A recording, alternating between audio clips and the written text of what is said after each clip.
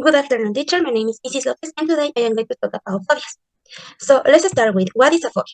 A phobia is an uncontrollable, irrational, and lasting fear of a certain object, situation, activity, animal, of a person. This fear can be so overwhelming that a person might go to great lengths to avoid the source of this fear. So, some causes of phobias. Let's start with past incidents of traumas. It means that certain situations might have a lasting effect on how you feel about them. For example, if you experience a lot of turbulence on a plane at on a gauge between 6 to 5 years, you might develop a phobia of flying. So it is related with a past incident when you was a child. The second is learner responses for early life. It means that your phobia might develop from factors in your childhood environment.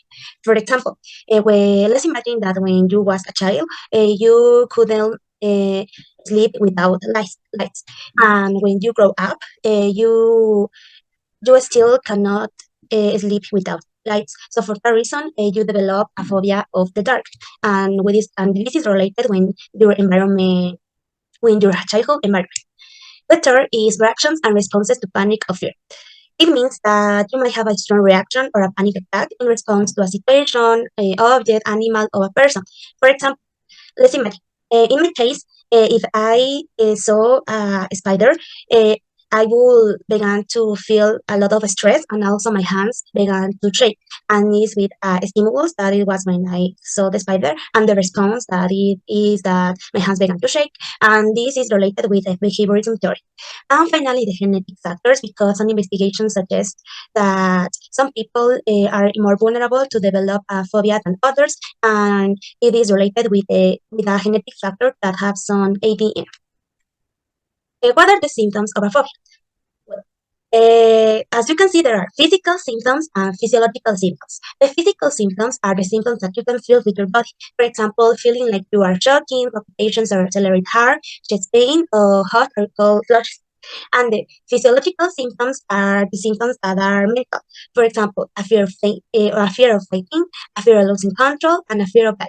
And all these symptoms can cause stress, a loss of control, and depression. So, what are the some therapies for the treatment of phobias? Okay. The first is the most common treatment for phobias, and it's cognitive behavioral therapy or CBT.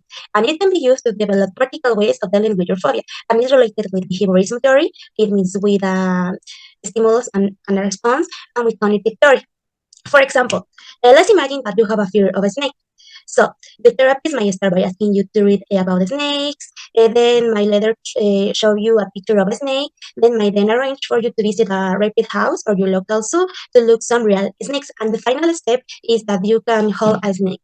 And with that, you began to feel less fear with the snake.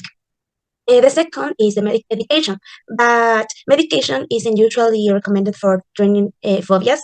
And there are different types of medication that might be prescriptive, and also you can use medication only if you feel stressed or with a lot of depression, with a cause of the phobia, obviously.